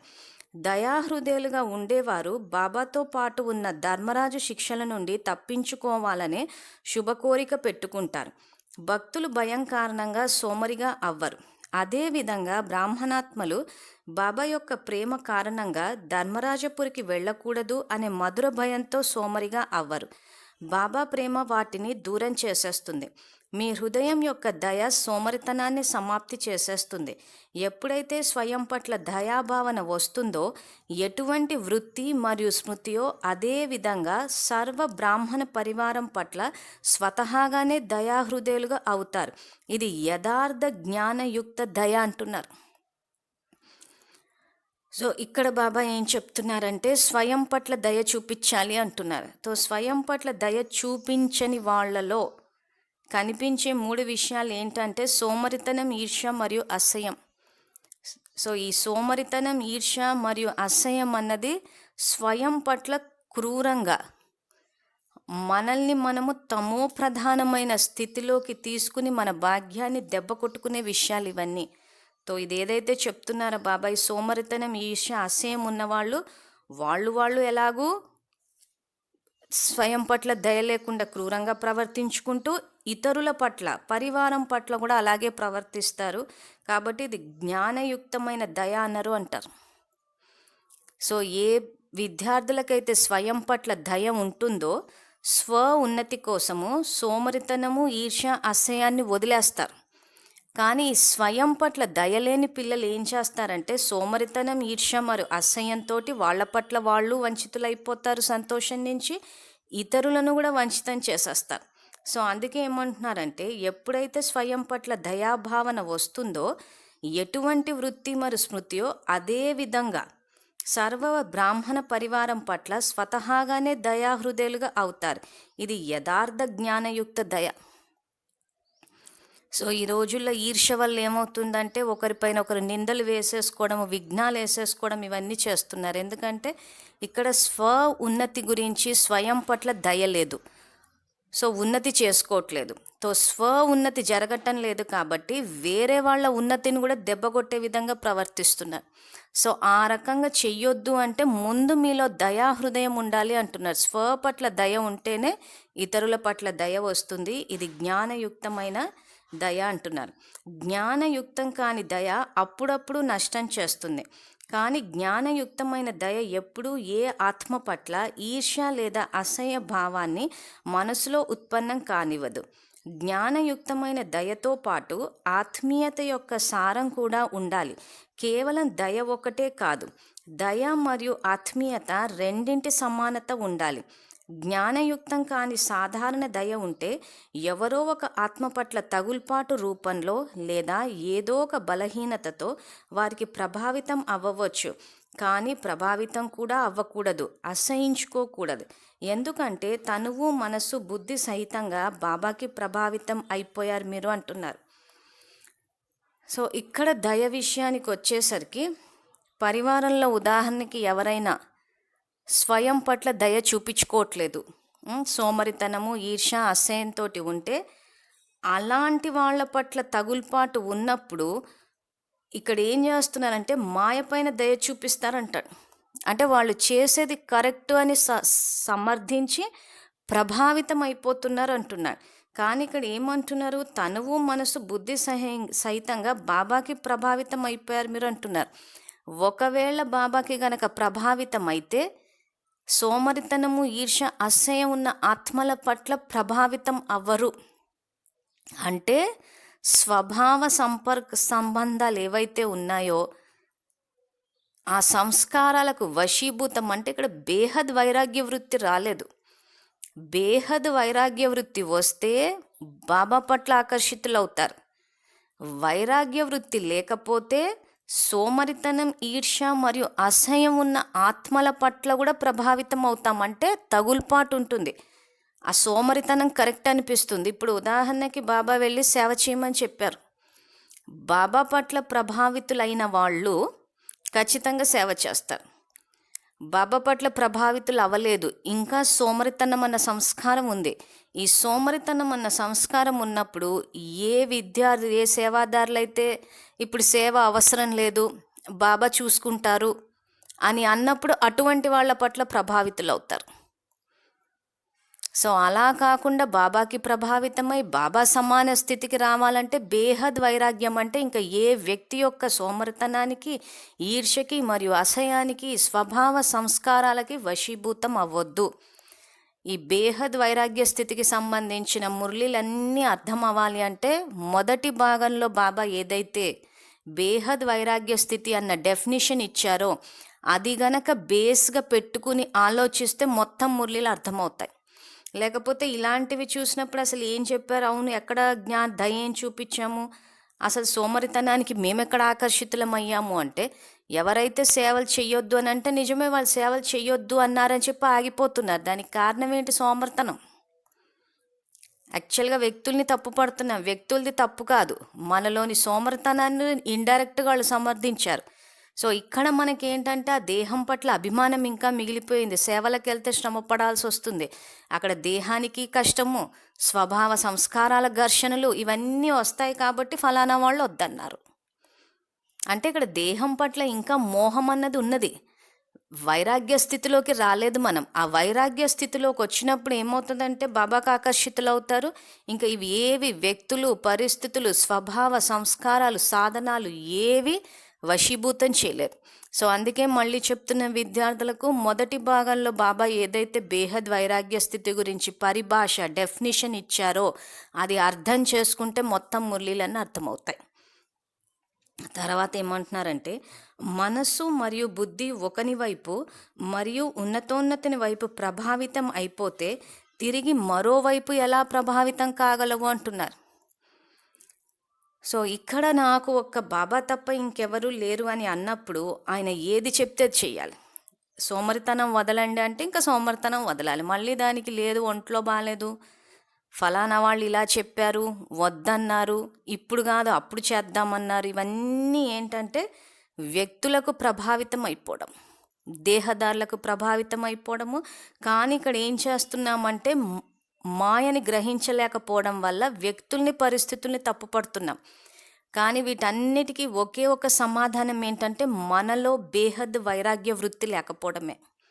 ఇంకా ఎక్కడో ఆ మోహము, ఆ అనురాగము, అటాచ్మెంట్, డిపెండెన్సీ, తగులుపాటు ఇవన్నీ ఉన్నాయి కాబట్టే ఇవన్నీ జరుగుతున్నాయి. అంటే వేరే మార్గంలోకి, బాబాకి వ్యతిరేక దిశలో వెళ్ళిపోయాం. సో అందుకే బాబా మనస్సు మరియు బుద్ధి ఒకని వైపు మరియు ఉన్నతోన్నతుని వైపు ప్రభావితం అయిపోతే తిరిగి మరోవైపు ఎలా ప్రభావితం కాగలదు? ఒకవేళ మరోవైపు ప్రభావితం అయింది అంటే దానిని ఏమంటారు? ఇచ్చేసిన వస్తువుని మరల స్వయం ఉపయోగించుకోవడాన్ని ఏమంటారు? తాకట్టు పెట్టిన వస్తువుని నాదిగా భావించడం. మనస్సు, బుద్ధి ఇచ్చేసిన తర్వాత మీదంటూ ఏదైనా ఉందా ప్రభావితం అవ్వడానికి? బాబాకి అర్పణ చేసేసారా, లేక సగం ఉంచుకున్నారా, సగం ఇచ్చారా? పూర్తిగా ఇచ్చేసాము అనేవారు చేతులెత్తండి అంటున్నారు. సో ఇక్కడ మన యొక్క మనస్సు, బుద్ధి అన్నీ బాబాకి ఇచ్చేసిన తర్వాత బాబా ఎలా చెప్తే అలా చేయాలి. సో బాబా ఆలోచించేటప్పుడు ఉదాహరణకి మురళినే తీసుకుంటే బాబా ఏమని ఆలోచించమంటున్నారు? అజ్ఞాని ఆత్మలైనా కానీ వాళ్ళ పట్ల దయ చూపించండి అంటున్నారు. సో మనస్సుని, బుద్ధిని బాబాకి ఇచ్చేసిన తర్వాత బాబా ఏం ఆలోచించమంటున్నారు? అజ్ఞాని ఆత్మల పట్ల దయ చూపించండి అంటే అదే చూపించాలి. అలా కాకుండా ఇక్కడ సగం ఇచ్చారా, సగం ఉంచుకున్నారా అని చెప్పి అడుగుతున్నారు. అంటే ఇక్కడ ఏం చేసాం మనకు తెలుసు బాబా జ్ఞానం ఏం చెప్పారా, కానీ మన యొక్క సోమరితనం అన్న సంస్కారానికి వశమైపోయి దైవీ గుణాలని ధారణ చెయ్యలేకపోవడం వల్ల మా ఇంట్లో వాళ్ళు జ్ఞానంలోకి రావట్లేదు అంటారు. సో బాబా చెప్పినట్టు విని దయా హృదయంతో దైవీ ఫస్ట్ స్వ ఉన్నత అంటున్నాడు ఈ మురళిలో. సో దైవీ గుణాలు గనక ధారణ చేసినప్పుడు ఆ శాంతి, ప్రేమ, పవిత్రత యొక్క సుగంధం ఇంట్లో వ్యాపించినప్పుడు ఆ కుటుంబ సభ్యులు ఆ ఆత్మిక సుగంధానికి ఆకర్షితులై బాబాకి దగ్గరైపోతారు. కానీ మనలో సోమరితనం ఉండడం వల్ల దైవీ గుణాలు ధారణ చేయలేదు. ఎప్పుడు చూసినా వీళ్ళు రారు రారు అంటే రాకుండానే పోయారు. సో అందుకే మీ మనసు బుద్ధి నాకు ఇచ్చేసిన తర్వాత మళ్ళీ తాకట్టు వస్తువుని తిరిగి తీసుకుంటున్నారు అని చెప్పేసి అంటున్నారంటే మీరు ఇక్కడ ప్రభావితము బాబాకి అవ్వలేదు అని అర్థం. అవ్వకపోవడానికి కారణము వైరాగ్యం అన్నది రాలేదు. ఇంకా ఎక్కడో అనురాగం అని ఉన్నది. ఎక్కడుంది అనురాగం? స్వభావ సంస్కారం అంటే నేను చేసేది కరెక్ట్. సో ఇది బాబా ఇక్కడ కొంచెము సబ్జెక్ట్ ఈజీనే, కానీ ఇందాక చెప్పినట్టు ఆ డెఫినేషన్ని పెట్టి అర్థం చేసుకుంటే సబ్జెక్ట్ అర్థమవుతుంది. తర్వాత బ్రాహ్మణ జీవితానికి ఆధారమైన మహామంత్రం ఏమిటి? మన్మనాభవ. మరైతే మన్మనాభవగా అవ్వలేదా? జ్ఞాన సహిత దయాహృదయం గల ఆత్మ ఎప్పుడూ ఎవరిపై, ఎవరి గుణాలపై, సేవపై ఏదో ఒక సహయోగం ప్రాప్తించిన కారణంగా ఏ ఆత్మకు ప్రభావితం అవ్వదు. ఎందుకంటే బేహద్ వైరాగి కనుక ఒకే బాబా యొక్క స్నేహము, సహయోగము, తోడు తప్ప మరేదీ కనిపించదు, బుద్ధిలోకి రాదు. నీతోనే మేల్కుంటాము, నీతోనే నిద్రపోతాము, నీతోనే తింటాము, నీతోనే సేవ చేస్తాము, నీతో పాటే కర్మయోగి అవుతాము. సదా ఇదే స్మృతి ఆత్మకు ఉంటుంది. ఇవి అండర్లైన్ చేసుకుని మనన చింతన చేయాల్సిన వాక్యాలు. సో ఇక్కడ బాబా ఏదైతే సదా ఇదే స్మృతిలో ఉండాలి అని అంటే సంకల్పాలు ఇచ్చేశారు మనకి, ఏం సంకల్పాలు చేయాలని. సో మనం చేయాల్సిన సంకల్పాలు ఏంటంటే నేను బేహద్ వైరాగి ఆత్మను, బాబా నీతోనే మేల్కుంటాము, నీతోనే నిద్రపోతాము, నీతోనే తింటాము, నీతోనే సేవ చేస్తాము, నీతో పాటే కర్మయోగి అవుతాము. ఈ సంకల్పాలన్నీ సదా స్మృతిలో ఉండాలంటే ఈ సంకల్పాలు చేస్తూ ఉండని అర్థం. ఈ సంకల్పాలు చేసినప్పుడు బాబాకి ప్రభావితం అవుతాం. కానీ వాళ్ళు ఏం చేస్తున్నారు, వీళ్ళు ఏం చేస్తున్నారు అని చెప్పి పరచింతన చేశాము అని అంటే ఇంకా అటు డైవర్ట్ అయిపోతాం. సో అప్పుడు బాబా మురళిలో ఒకటి చెప్తారు, మనం ప్రభావితమైన దేహదారులు ఇంకోటి చెప్తారు. కానీ ఇక్కడ ఏమవుతుందంటే ఇంకా దేహదారులు చెప్పిన మాట వినకపోతే సమస్యలు వస్తాయేమో అని సమస్యలకు భయపడుతున్నాం. అంటే ఇక్కడ వైరాగ్య వృత్తి రాలేదు. సమస్యలు వస్తున్నాయని భయపడుతున్నాము అంటే ఎక్కడో ఇంకా మన అంటే సమస్య అంటే ఇక్కడ ఏమవుతుందంటే అవతల వాళ్ళు ఏమైనా నిందలేసేస్తారేమో, మన గురించి పరివారంలో చెడుగా ప్రచారం చేస్తారేమో అని. సో అవతల వాళ్ళు మన గురించి చెడుగా ప్రచారం చేస్తారు అని భయపడుతున్నామంటే ఇక్కడ గౌరవాన్ని ఆశిస్తున్నాం. రెస్పెక్ట్ అంటే అక్కడ ఇంకా తగులుపాటు ఉంది. సో ఆత్మ అన్న స్థితిలో ఉంటే గౌరవాన్ని ఆశించము, దేహము అన్న స్థితిలో ఉంటే గౌరవాన్ని ఆశిస్తాం. సో తిప్పి సబ్జెక్ట్ ఎక్కడికి వస్తుందంటే దేహం దగ్గరికి వస్తుంది. సో ఇక్కడ బాబా మొదటి భాగంలో ఏం చెప్పారు? బేహద్ వైరాగ్య స్థితి అంటే దేహరూపి ఇంటి నుంచి కూడా వైరాగ్యం రావాలి. కానీ నేను ఫలానా, నేను ఇంత గొప్ప సేవ చేశాను, ఇంత ధన సంయోగం చేశాను కాబట్టి నాకు గౌరవం కావాలి. సో నా గురించి చెడుగా ప్రచారం చేస్తే గౌరవం తగ్గిపోతుందేమో, నలుగుట్లో తిరగలేమేమో అని చెప్పినప్పుడు ఏమవుతుందంటే బాబా చెప్పే మురళి ఒకటి, దేహదారులు చెప్పింది ఒకటైనప్పుడు దేహదారులకు ప్రభావితం అయిపోతాం. దానివల్ల వచ్చే నష్టం ఏంటంటే ఫైనల్ ఎగ్జామ్లో ఫెయిల్ అవుతాం. ఇది ఇక్కడ బాబా చెప్పేది. తర్వాత రెండవ భాగంలో ఏదైతే చెప్పామో ఫైనల్ ఎగ్జామ్లో వాయిస్ వినిపిస్తుందని, అది ఎప్పుడు వినిపిస్తుందంటే మొత్తం వీటన్నిటి నుంచి వైరాగ్యం వచ్చేసి ఒక్క బాబా స్మృతిలోనే ఉన్నప్పుడు. సో అందుకే ఎవ్వరికి ప్రభావితం అవ్వద్దని చెప్పి ఈ బేహద్ వైరాగ్య స్థితి గురించి బాబా ఇంత విస్తారంలో చెప్పడానికి కూడా కారణం అదే. తర్వాత ఇంకేమంటున్నారంటే ఏదో ఒక శ్రేష్టాత్మ ద్వారా సంయోగం లభించినా కానీ వారికి కూడా దాత ఎవరు? ఇప్పుడు ఒకే బాబా వైపుకు బుద్ధి వెళ్తుంది కదా, సంయోగం తీసుకోండి కానీ దాత ఎవరు అనేది మర్చిపోకూడదు. సో ఇక్కడ ఎవరి నుంచి జ్ఞానపరంగా కానీ, శక్తిపరంగా కానీ, సంకల్పాల పరంగా కానీ ఏ రకంగా సంయోగం వచ్చినా కానీ అది దాత. వాళ్ళు సంయోగం ఇవ్వడానికి కారణం వాళ్ళు బాబా నుంచి తీసుకుని పంచుతున్నారు. సో కాబట్టి అప్పుడు ఒకే బాబా వైపుకి బుద్ధి వెళ్తుంది కదా అంటున్నారంటే దాత ద్వారానే వస్తుందని చెప్పేసి ఇంకా మధ్యలో సహయోగుల పట్ల ప్రభావితం అవ్వద్దు. ఇంకా డైరెక్ట్ నేను బాబా ఇద్దరమే అన్న ఆ భావనలో ఉండాలి అంటున్నారు. సో అందుకే సహయోగం తీసుకోండి కానీ దాత ఎవరు అనేది మర్చిపోకూడదు అంటున్నాను. ఒకే బాబా యొక్క శ్రీమతం. ఏ నిమిత్త ఆత్మ అయినా మీకు బాబా యొక్క శ్రీమతం స్మృతి ఇప్పిస్తుంటే అది వారి శ్రీమతం అని అనరు కదా. వారు బాబా శ్రీమతాన్ని అనుసరించి ఇతరులచే కూడా అనుసరింప చేయటానికి స్మృతి ఇప్పిస్తున్నారు. నా మతంపై నడవండి, నా మతమే శ్రీమతం అని నిమిత్తాత్మలు శ్రేష్టాత్మలు అనరు. శ్రీమతాన్ని తిరిగి స్మృతి ఇప్పిస్తారు అంతే. దీనినే యథార్థ సహయోగం తీసుకోవటం మరియు ఇవ్వటం అని అంటారు. దాది లేదా దీది యొక్క శ్రీమతం అని అనరు. నిమిత్తం అవుతారు మరియు శ్రీమతం యొక్క స్మృతిని ఇప్పిస్తారు. అందువలన ఏ ఆత్మపై ప్రభావితం అవ్వకూడదు. సో ఎవ్వరు జ్ఞానపరంగా కూడా మనకు సంయోగం ఇచ్చినా కానీ వాళ్ళ పట్ల ప్రభావితం అవ్వద్దు అంటున్నారు. సో ఇక్కడ ప్రభావితం అయ్యామా లేదా అన్నదానికి చెకింగ్ పాయింట్ ఏంటంటే, ఎవరైనా జ్ఞానం చెప్తుంటే వాళ్ళు ఎవరు, ఎక్కడుంటారు, ఏం చేస్తారు, వాళ్ళ కుటుంబ సభ్యులు ఎవరు, వాళ్ళు కన్యలా మాతలా, సో వాళ్ళు ఎక్కడుంటారు, ఇవన్నీ వ్యర్థం ఆలోచిస్తున్నామంటే ఇంకా బాబాకు సంబంధించిన సంకల్పాలు లేవంటే ఆ వ్యక్తుల పట్ల ప్రభావితం అయ్యాం కాబట్టి ఇంత ఇన్ఫర్మేషన్ సేకరించడానికి తపన పడిపోతూ ఉంటారు. సో ఎవరు జ్ఞానం చెప్పినా కానీ ఇక్కడ చెప్పిస్తూ ఇచ్చిన దాత ఎవరు? శివబాబా. సో శివబాబా ఎవరో తెలుసుకుంటే చాలు. సో బాబా గురించి మాకు ఎలాగో తెలుసు కాబట్టి ఇంకా సేవ చేసే వాళ్ళందరి గురించి సమాచారాన్ని పోగేసుకుని తీరా టైంకి ఏదన్నా పరిస్థితి వస్తే మా జ్ఞానం గుర్తు రాలేదంటారు. ఎందుకు గుర్తు రాలేదు? ఈ పనికి మాలిన ఈ విషయాలన్నీ బుద్ధిలో పోగేసుకొని కూర్చున్నాం కాబట్టి. సో బుద్ధిలో జ్ఞానరత్నాలు పెట్టుకుంటే కర్మక్షేత్రంలో పరిస్థితి వచ్చినప్పుడు శ్రీమతాన్ని వాడతాం. సో మనకు శ్రీమతం ఏంటో తెలిసిపోయింది.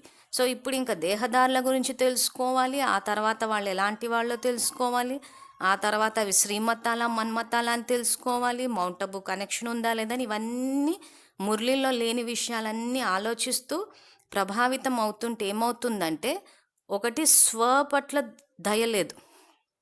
ఎందుకంటే వ్యర్థం ఆలోచించేసామంటే మన ఆత్మశక్తిని తగ్గించేసుకుని మన ఉన్నతిని మనమే తగ్గించుకుని, అంటే మన పట్ల మనకు దయ లేదు. సో మన పట్ల మనకు దయ లేనప్పుడు విశ్వంలోని ఆత్మల పట్ల కూడా దయ చూపించలేం. సో ఫైనల్గా ఏం జరిగిందంటే మన భాగ్యాన్ని మనమే తగ్గించేసుకున్నాం, అంటే మనమే నష్టపోయినాం. సో ఇవన్నీ బయట విషయాలు తెలుసుకోవడానికి రుచికరంగా ఉంటున్నాయి, ప్రభావితం అయ్యాము, తాత్కాలికమైన రుచికి వశం అయిపోయాం. సో అన్నీ కలిపి ఎక్కడికి దారి తీస్తాయంటే మన భాగ్యాన్నే దెబ్బ కొడతాయి. సో అందుకే బాబా మీ పట్ల మీరు స్వోన్నతి పట్ల ముందు మీ పట్ల మీరు దయ చూపించుకోండి అని చెప్పి ఇంత మురళి చెప్తున్నారు. తర్వాత ఇంకేమంటున్నారంటే, అందువలన ఏ ఆత్మపై ప్రభావితం అవ్వకూడదు. ఒకవేళ ఏ విషయంలోనైనా ఎవరిపైనైనా ప్రభావితం అయితే వారి పేరు యొక్క మహిమపై, రూపంపై లేదా ఏదో విశేషతపై తగుల్పాటు కారణంగా ప్రభావితం అయితే బుద్ధి అక్కడే చిక్కుకుపోతుంది. బుద్ధి చిక్కుకుపోతే ఎగిరే కళ ఉండదు అంటున్నాడు.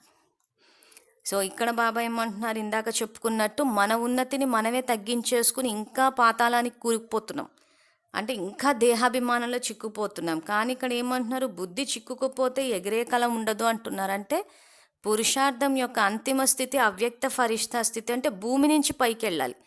కానీ ఎవరు చెప్తున్నారు, ఏం చేస్తున్నారు, వాళ్ళు ఇవన్నీ ఏదైతే వ్యర్థమై ప్రభావితం అయిపోతున్నామో అసలు భూమి మీద కాదు కదా, భూమి నుంచి ఇంకా కిందికి పాతాళానికి వెళ్ళిపోతున్నాం. అసలు భూమి నుంచి పైకి ఎగరడమే ఇప్పుడు కష్టంగా ఉంది, ఇంకా దాని నుంచి ఇంకా పాతాళం అంటే అసలు ఎంత కూరుకుపోతున్నామో చూడండి. అందుకే బుద్ధి చిక్కుకుపోతే ఎగిరే కళ ఉండదు అంటున్నారు. స్వయంపై కూడా ప్రభావితం అవుతున్నారు. నాది చాలా మంచి ప్లానింగ్ బుద్ధి, నా జ్ఞానం చాలా స్పష్టం, నాకు మరెవ్వరూ సేవ చేయలేరు, నాలా మరెవ్వరూ సేవ చేయలేరు, నాది కొత్త ఆవిష్కరణలు చేసే బుద్ధి, నేను గుణవంతుడిని, ఇలా మీపై మీరు కూడా ప్రభావితం అవ్వకూడదు.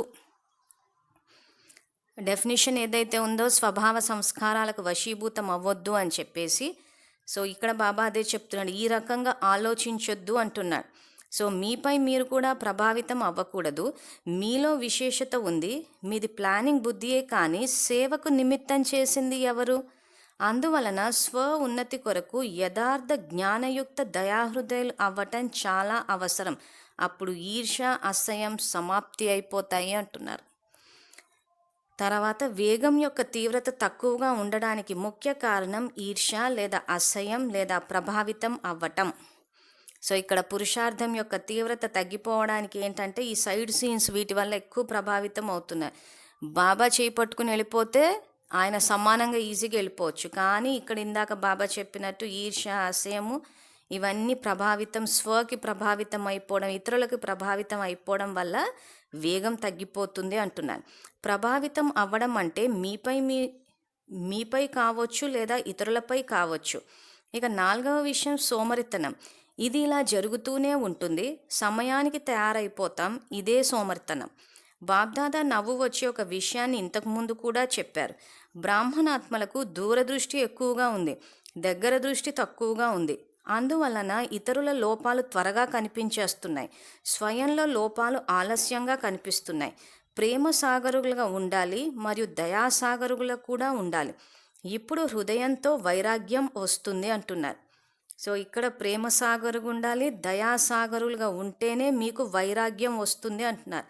ఒకవేళ అలా లేకపోతే ఏమవుతుందంటే అనురాగం వస్తుందంటే నష్టమోహ స్మృతి స్వరూప స్థితికి రాలేము. సో అందుకే ఇప్పుడు ఇలా వినే సమయంలో లేదా బట్టి సమయంలో ఆత్మిక సంభాషణ చేసేటప్పుడు ఇలాగే చేయాలనుకుంటారు, కానీ అది అల్పకాలిక వైరాగ్యం, హృదయపూర్వకమైనది కాదు. అంటే మహావాక్యాలు వినగానే ఓహో ఇలా చెయ్యాలేమో అని చెప్పి అప్పటికి అనుకుంటాం, కానీ చెయ్యలేకపోతున్నారు. ఎందుకు అంటే ఇందాక మురళిలో చెప్పిన ఇన్ని కారణాలు, అంటే ఈర్ష్య, సోమరితనము, అసహ్యం, ముఖ్యంగా సోమరితనం. సో అదే బాబా ఇక్కడ ఇంకేం చెప్తున్నారంటే, బాబాకి ఇష్టం కాని వాటిపై హృదయంతో వైరాగ్యం రావాలి. మీకు కూడా ఇష్టం అనిపించడం లేదు కదా అంటున్నాడు. సో బాబాకి ఇష్టం కానివి ఏంటంటే తమో ప్రధానమైన సంస్కారాలు. సో ఆయనకి ఇష్టం లేదు కాబట్టి మనకు కూడా వైరాగ్యం రావాలి అంటున్నాడు. బేహద్ వైరాగ్య వృత్తి అనే నాగలిని నడిపించండి, దయాహృదయులు అవ్వండి. కొంతమంది పిల్లలు చాలా మంచి మంచి విషయాలు చెప్తున్నారు. ఎప్పుడైనా ఎవరైనా అబద్ధం చెప్తుంటే చాలా కోపం వస్తుంది అంటున్నారు. అసత్యం చెప్తుంటే కోపం వస్తుంది, లేదా ఏదైనా పొరపాటు జరుగుతుంటే కోపం వస్తుంది అంటున్నారు. మామూలుగా అయితే రావటం లేదు. వారు అసత్యం మాట్లాడారు సరే, వారిది తప్పుగా భావిస్తున్నారు, మీరు కోట్పడుతున్నారు. అది ఒప్ప? తప్పుని తప్పుని ఎలా అర్థం చేయించగలరు? దాని ప్రభావం ఎలా పడుతుంది? ఆ సమయంలో మీ పొరపాటుని చూడటం లేదు, ఇతరుల అసత్యాన్ని, చిన్న విషయాన్ని పెద్దదిగా చేస్తున్నారు. అటువంటి సమయంలో దయాహృదయులు అవ్వండి. బాబా ద్వారా మీకు ప్రాప్తించిన శక్తుల ద్వారా దయాహృదయులు అవ్వండి, వారికి సహయోగం ఇవ్వండి అంటున్నాడు. సో ఇక్కడ బాబా ఏదైతే చెప్తున్నాడో ఆయనకి ఇష్టం లేని విషయాల్లో వైరాగ్యం రావాలి అని అంటే దానికి పిల్లలు ఏమంటున్నారంటే, మాకు సాధారణంగా అయితే ఈ కోపము, ద్వేషం ఇవేవి రావట్లేదు, కానీ వాళ్లకు అబద్ధం చెప్తుంటే మాకు కోపం వస్తుంది, వాళ్ళు పొరపాటు చేస్తుంటే కోపం వస్తుంది అని అంటే అలాంటి వాళ్లకు సహయోగం ఇస్తారా, లేకపోతే కోపం తెచ్చుకుని స్వ ఉన్నతిని దెబ్బ కొట్టుకుంటామా? సో వాళ్లకు కోపం వస్తుంది, మనకి కోపం వస్తుందంటే ఇద్దరికీ వైరాగ్యం లేదని అర్థం. అక్కడ ఇంకా కోపం పట్ల అటాచ్మెంట్ ఉంది. సో వాళ్ళకి అటాచ్మెంట్ ఉంది, మనకి అటాచ్మెంట్ ఉన్నప్పుడు అది బేహద్ వైరాగ్య వృత్తి ఎలా అవుతుంది అంటున్నారు బాబా. సో ఇంకేమంటున్నారంటే, వీరిని అసత్యం నుండి రక్షిస్తున్నానని లక్ష్యమైతే మంచిగా పెట్టుకుంటున్నారు. లక్ష్యం మంచిదే, దానికి శుభాకాంక్షలు, కానీ ఫలితం ఏమి వచ్చింది? వారు కూడా ఫెయిల్, మీరు ఫెయిల్. ఫెయిల్ అయిన వారు ఫెయిల్ అయిన వారిని ఎలా పాస్ చేయించగలరు అంటున్నారు. సో వాళ్ళు కోపం తెచ్చుకున్నారు, మనము తెచ్చుకున్నాం. వాళ్ళు మాయ చేతిలో ఫెయిల్ అయిపోయారు, మనము మాయ చేతిలో ఫెయిల్ అయిపోతే ఇంకా ఆ రకంగా చేసినప్పుడు ఎలా పాస్ అవుతారు అంటున్నారు. సో ఏం చేయాలి? సహయోగం ఇవ్వాలి అంటున్నారు. సో కొంతమంది ఏమంటున్నారు, వాళ్ళతోటి కోపం వస్తుంది, గొడవలు పెట్టుకుంటున్నారు కాబట్టి మేము ఏమనకుండా సైలెంట్గా వచ్చేస్తున్నాం అంటున్నారు. అంటే అక్కడ వాళ్ళకి సహయోగం ఇవ్వలేదు. అంటే బాబా ఏదైతే సహయోగం అని చెప్పి శ్రీమతం ఇస్తున్నారో శ్రీమతాన్ని పాటించట్లేదు. సో దానివల్ల ఏమవుతుంది, ఇక్కడ మనలో దాత సంస్కారాలు డెవలప్ అవ్వట్లేదు, మన పుణ్యం ఖాతా జమ అవ్వట్లేదు. మనమేమనుకుంటున్నాము, వాళ్ళకు దూరంగా ఉంటున్నాం కదా అంటున్నారు. సో అందరము ఒక తండ్రి పిల్లలమైనప్పుడు సంఘటనలో సహయోగం ఇచ్చుకోవాలన్నది శ్రీమతం. సో అందుకే బాబా ఇవన్నీ ఇంత విస్తారంగా చెప్తున్నారు. సో మురళీలు వినడము, చదవడం చేస్తే ఆ బేహద్ వైరాగ్య స్థితిలోకి రావచ్చు. తర్వాత వారిని మంచిగా తయారు చేయటం, వారిని ముందుకు తీసుకెళ్లటం మా బాధ్యత అని అనుకుంటున్నారు, కానీ ఇతరుల బాధ్యతను నిర్వర్తించేవారు మొదట మీ బాధ్యతను నిర్వర్తిస్తున్నారా లేదా వారిదే నిర్వర్తిస్తున్నారా? సో ఇక్కడ ఎవరైనా ఏదైనా ధారణ చేయకపోతే కూడా చాలామంది అలజడికి లోనవుతుంటారు. వీళ్ళు ధారణ చేయటం లేదని చెప్పి అందరికీ ప్రచారం చేస్తూ ఉంటారు. సో అంటే దాని అర్థం ఏంటి? మేము ధారణ చేస్తున్నాము, వీళ్ళు చేయటంలే, అంటే నేను గ్రేట్, అంటే నా పట్ల నేనే ప్రభావితం అయ్యాను. ఇందాక బాబా మురళిలో చెప్పినట్టు ఇక్కడ. సో నేను కాబట్టి చేయగలను, నేను గుణవంతుడిని, నేను మంచి ప్లానింగ్లు చేయగలను, నాలా ఎవరు సేవ చెయ్యలేరు అని చెప్పి ఏదైతే ప్రభావితం అయిపోతామంటే స్వయం పట్ల మోహానికి అనురాగానికి ప్రభావితం అయిపోయినప్పుడు ఏమవుతుందంటే ఇక్కడ బాబా చెప్పినట్టు సో బాధ్యత వేరే వాళ్ళ బాధ్యతనే నిర్వర్తిస్తున్నారా, మీపై మీరు కూడా బాధ్యత తీసుకుంటున్నారా అంటున్నారు. వారిని మంచిగా తయారు చేయటం, వారిని ముందుకు తీసుకువెళ్ళటం మా బాధ్యత అని అనుకుంటున్నారు. కానీ ఇతరుల బాధ్యత నిర్వర్తించేవారు మొదట మీ బాధ్యతను నిర్వర్తిస్తున్నారా లేదా వారిదే నిర్వర్తిస్తున్నారా అని చెప్పి ప్రశ్నిస్తున్నారు. ఎవరైనా నిమిత్త టీచర్ అయితే చిన్నవారి బాధ్యత మాది, వారికి శిక్షణ ఇవ్వాలి, నేర్పించాలి అనుకుంటున్నారు. కానీ సదా ఆలోచించండి, యథార్థ జ్ఞానం సంపాదనకు ఆధారం. ఒకవేళ మీరు శిక్షకులు కనుక బాధ్యతతో శిక్షణ ఇస్తే ఆ శిక్షణ ద్వారా ఇతరుల సంపాదన జమ అయ్యిందా అని చూసుకోండి. మీరిచ్చే శిక్షణ సంపాదనకి ఆధారం అయిందా లేక పడవేయడానికి ఆధారం అయిందా? సో ఇక్కడ ఈ బాబా ఈ ప్రశ్న అడుగుతున్నారు చూసారా. మనం ఏదైతే శిక్షణ అంటే వాచాసేవ చేస్తున్నామో అది అవతల వాళ్ళ సంపాదనకి ఆధారమైందా లేక పడవేయడానికి ఆధారమైందా?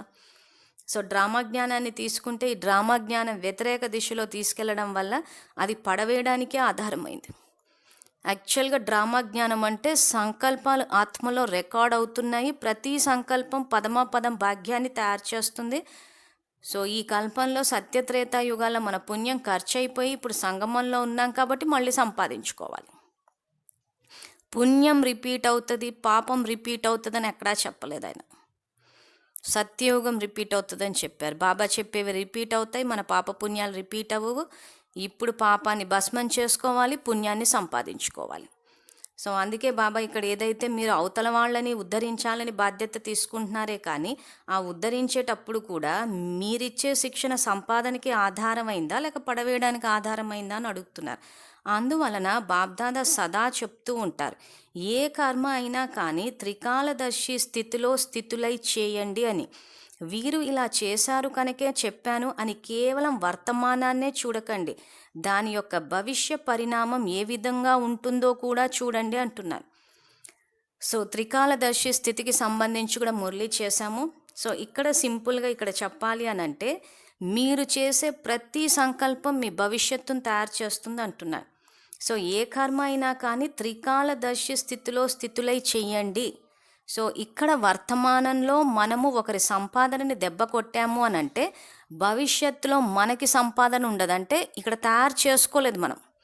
సో మన వర్తమానాన్ని బట్టే భవిష్యత్తు కాబట్టి వర్తమానంలో అందరి సంపాదనని పురుషార్థాన్ని దెబ్బ కొట్టేశాము, దాని కర్మ ఫలితంగా మనది దెబ్బ పడ్డది కాబట్టి ఇంకా భవిష్యత్తుకి ఏం మిగిలిందంటే ఏమీ లేదు.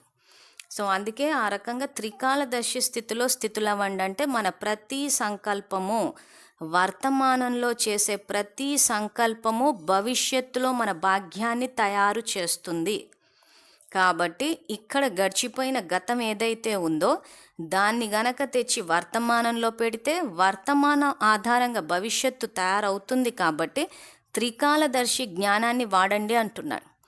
సో గడిచిపోయిన గతంలో గనక మనం కోపానికి వశమైతే ఆ కోపానికి ఫలానా వ్యక్తులు కారణం అని చెప్పి వర్తమానంలో గనక మనం ఆలోచించి వర్తమానంలో కూడా కోపానికే వశమైతే ఈ కోపం యొక్క పర్యవసానం ఏదైతే ఉందో మాయ చేతిలో ఓడిపోయి సత్యయుగాన్ని కోల్పోవడం, ఇది మన భవిష్యత్తు అవుతుంది. అందుకే 3 కాలాల యొక్క జ్ఞానాన్ని దృష్టిలో పెట్టుకుని ఇక్కడ మీరు కర్మలు ఆచరించండి అని చెప్తున్నారు. సో త్రికాలదర్శి అన్న మురళి వింటే ఇంకా స్పష్టంగా అర్థమవుతుంది. లేకపోతే వర్తమానంలో ఏది చేసినా కరెక్ట్ అనుకుంటున్నామే కానీ భవిష్యత్తు దెబ్బతింటుందన్న విషయాన్ని గ్రహించటం లేదు మనం. సో అందుకే పాపకార్యాలు పెరిగిపోవడం వల్ల జ్ఞానంలో 100% వేస్తా అంటున్నాడు. సో ఏ విద్యార్థులైతే జ్ఞానంలోకి వచ్చిన తర్వాత కూడా ఎందుకు అందరూ సమస్యల్ని ఎదుర్కొంటున్నారంటే త్రికాలదర్శి స్థితిలో లేరు, వర్తమానంలో పాపపు ఖాతా జమ చేసేస్తున్నారు. సో దానివల్ల మళ్ళీ దుఃఖాన్ని అనుభవిస్తున్నారు.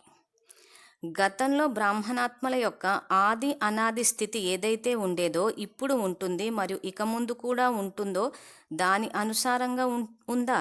ఇలా 3 కాలాలను పరిశీలించుకోండి. అయితే బాబ్దాదా ఏమి కోరుకుంటున్నారు? స్వ ఉన్నతి అయితే చేసుకుంటారు, కానీ ఏమి పరివర్తన తీసుకువస్తారు? మహారథీలైనా క్రొత్తవారైనా బాబ్దాదా యొక్క శుభాష ఏమిటంటే ఎంత కావాలనుకుంటున్నారో ఇప్పుడు అంత జరగలేదు. ఫలితమైతే చెప్పాలి కదా. బాబ్దాదా అల్పకాలిక వైరాగ్యాన్ని కోరుకోవటం లేదు, నిజమైన వైరాగ్యం రావాలి. బాబాకి ఇష్టం కానిది చేయకూడదు, ఆలోచించకూడదు, మాట్లాడకూడదు. దీనినే బాబాపై హృదయపూర్వకమైన ప్రేమ అంటారు. ఇప్పుడు కొంచెం కల్తీ ఉంది. ఒక్కోసారి హృదయపూర్వక ప్రేమ, ఒక్కోసారి బుద్ధిపూర్వక ప్రేమ ఉంటుంది అంటున్నారు.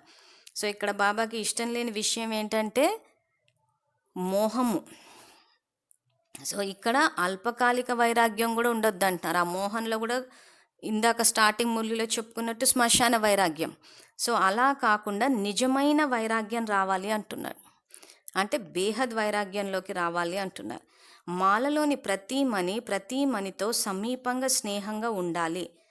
ప్రగతి కోసం సహయోగిగా ఉండాలి. అందువలనే మాల ఆగి ఉంది. ఎందుకంటే మాల తయారవ్వడం అంటే దంపతపూస సమానంగా ఒకరికొకరు స్నేహిగా సమీపంగా అవ్వాలి. మొదట 108 మాల తయారవ్వాలి, తర్వాత రెండవది తయారవుతుంది. సో మాలలోని మనులంటే మనమే. మన సంస్కారాలు కలిస్తే అప్పుడు సంఘటనలో ఒకరికొకరు దగ్గర అవుతాము, స్నేహంగా ఉండి సహయోగం ఇచ్చుకునే ఉంటే అప్పుడు ఆ 108 మాల. సో ఇప్పుడేమవుతుంది? ఆ సంఘటన అన్నది లేదు. అంటే కలిసి ఉన్నాము, కానీ ఇందాక మురళిలో చెప్పినట్టు స్వ మీద దయ లేదు, ఇతరుల పట్ల కూడా అదే రకంగా ప్రవర్తించి బుద్ధి ద్వారా దూరం అయిపోయి ఉన్నాం. సంస్కారాలు కలవలేదు ఇక్కడ, అందుకే మాల తయారు కాలేదు అంటున్నారు. బాబ్దాదా చాలాసార్లు మాలను తయారు చేసేటందుకు కూర్చున్నారు, కానీ ఇప్పటికీ తయారవ్వలేదు. మణికి ఎప్పుడు సమీపంగా వస్తుందో బాబా ఎప్పుడు గుచ్చుతారంటే ఆ మణికి 3 సర్టిఫికెట్లు ఉండాలి. బాబాకి ప్రియంగా, బ్రాహ్మణ పరివారానికి ప్రియంగా, తమ యథార్థ పురుషార్థానికి ప్రియంగా ఉండాలి. 3 విషయాలని పరిశీలిస్తే మణి చేతిలోనే ఉండిపోతుంది, మాలలోకి రావటం లేదు. కనుక ఈ సంవత్సరం ఏ స్లోగన్ గుర్తుపెట్టుకుంటారు? త్రిమూర్తి తండ్రి మరియు విశేష 3 సంబంధాల ద్వారా విశేష 3 సర్టిఫికెట్లు తీసుకోవాలి మరియు ఇతరులకు ఇప్పించటంలో కూడా సహయోగి అవ్వాలి. మాలలో మాల యొక్క సమీపమనిగా అవ్వాల్సిందే. స్వ ఉన్నతి ఏమి చేసుకోవాలో విన్నారా అంటున్నారు. సో మాలలో మణి కావాలంటే బాబాకి ప్రియంగా, పరివారానికి ప్రియంగా, యథార్థ పురుషార్థానికి ప్రియంగా. అంటే స్వ ద్వారా సర్టిఫికెట్, బాబా ద్వారా సర్టిఫికెట్, పరివారం ద్వారా సర్టిఫికెట్. సో ఈ సర్టిఫికెట్ల విషయానికి వచ్చేసరికి స్వయం యొక్క సర్టిఫికెట్, బాబా యొక్క సర్టిఫికెట్కి సమస్య లేదనుకుంటున్నారు విద్యార్థులు. బ్రాహ్మణ పరివారం నుంచి సర్టిఫికెట్ అనగానే, బ్రాహ్మణ పరివారము అనగానే అందరూ బ్రాహ్మణి సర్టిఫికెట్ ఇస్తుందా అని అడుగుతున్నారు మమ్మల్ని. సో బ్రాహ్మణ పరివారం, అసలు బ్రాహ్మణులంటే ఎవరు అన్నది ఒక పెద్ద మురళి అది. సో ఇక్కడ ఈ క్వశ్చన్ ఎందుకు వస్తుందంటే, ఉదాహరణకి బ్రాహ్మణి డబ్బులు అడిగినప్పుడు గనక మనం ఇవ్వకపోతే అక్కడ సమస్యలు వస్తున్నాయి. మరి అలా సమస్య వచ్చినప్పుడు బ్రాహ్మణి సర్టిఫికేట్ ఇస్తుందా అంటే ఖచ్చితంగా ఇవ్వదు. కానీ ఇక్కడ మనం గుర్తించాల్సింది ఏంటంటే, విద్యాలయంలో బాబా ఎవరిని ఏది అడగొద్దంటున్నారు, కానీ శ్రీమతాన్ని ఉల్లంఘించారు కాబట్టి అక్కడ గొడవలు స్టార్ట్ అయినాయి. కాబట్టి అలాంటి సర్టిఫికెట్కి మరి ప్రాముఖ్యత ఉంటుందా అనంటే ఇక్కడ యాక్చువల్గా అది బ్రాహ్మణుల యొక్క తత్వం కాదంటున్నారు. కాబట్టి ముందుగా బ్రాహ్మణులంటే ఎవరా అన్న డెఫినేషన్ మనకు తెలియాలి. బ్రాహ్మణులంటే బ్రాహ్మణి కాదు, ఇక్కడ పరివారం మొత్తం వస్తుంది. ఆ పరివారంలో కూడా బాబా చెప్పిన డెఫినేషన్ ఏదైతే ఉందో, బ్రాహ్మణులంటే విజయి, తర్వాత నిశ్చింత అని చెప్పేసి ఒక పెద్ద 15th April 1992 మురళి, అది ఒక 10 పేజీల మురళి ఉంది. అది చదివితే అసలు కరెక్ట్గా బ్రాహ్మణులు అంటే ఎవరో అర్థమవుతుంది. అది గనక అర్థమైతే ఈ 2వ సర్టిఫికెట్ సంపాదించడం కూడా ఈజీ అన్న విషయం అర్థమవుతుంది. లేకపోతే బ్రాహ్మణ పరివారం అనగానే అందరూ బ్రాహ్మణి వైపు చూస్తున్నారు. మరి బ్రాహ్మణితోటి డబ్బుల విషయంలో కానీ, సేవ విషయంలో కానీ గొడవలు జరిగినప్పుడు సర్టిఫికెట్ ఇవ్వదేమో కదా అంటున్నారు. సో కాబట్టి జ్ఞానాన్ని కరెక్ట్గా అర్థం చేసుకుంటే ఇలాంటి ప్రశ్నలకు సమాధానాలు వస్తున్నాయి. కాబట్టి 15th April 1992 మురళి గనక చదివితే బ్రాహ్మణులంటే ఎవరో తెలిసిపోతుంది. అటువంటి బ్రాహ్మణుల నుంచి సర్టిఫికెట్ రావాలి మనకి. సో ఇది దీనికి బాబా ఇచ్చే వివరణ. తర్వాత బ్రహ్మబాబా యొక్క పునాది, మొదటి నంబర్ పరివర్తన ఏమిటి? బేహద్ వైరాగ్యం. శివబాబా ఏదైతే చెప్పారో అది బ్రహ్మబాబా చేశారు. అందువలనే విజయీ అయి మొదటి నంబర్ అయ్యారు అంటున్నారు. సో బ్రహ్మబాబా యొక్క పునాది నంబర్ 1 పోస్ట్కి రావడానికి, నంబర్ 1 పొజిషన్కి రావడానికి కారణము బేహద్ వైరాగ్యం అంటున్నారు. సో మురళిలో చాలా చోట్ల బ్రహ్మబాబా ఎలా చేశారని శివబాబా చెప్పారు. సో ఆ వాక్యాలు తెలుసుకుని ఆ రకంగా ధారణ చేస్తే బాబ్ సమానంగా నంబర్ 1 పొజిషన్లోకి రావచ్చు. తర్వాత బాబ్దాదా ఈ ఫలితం చూస్తారు. ప్రతి ఒక్కరూ మిమ్మల్ని మీరు చూసుకోండి, ఇతరులను చూడకండి. ఈ సీజన్లో ఇది చివరి రోజు అని కొందరు అంటున్నారు, కానీ బాబ్దాదా అంటున్నారు ఇది చివరి రోజు కాదు, మాల తయారయ్యేటందుకు ఫాస్ట్ సీజన్ యొక్క రోజు. అందరికీ అవకాశం ఉంది. ఇప్పుడు మాలలో మనులు గుచ్చబడలేదు, నిర్ణయించబడలేదు. 3 సర్టిఫికెట్లు తీసుకోండి మరియు గుచ్చబడండి.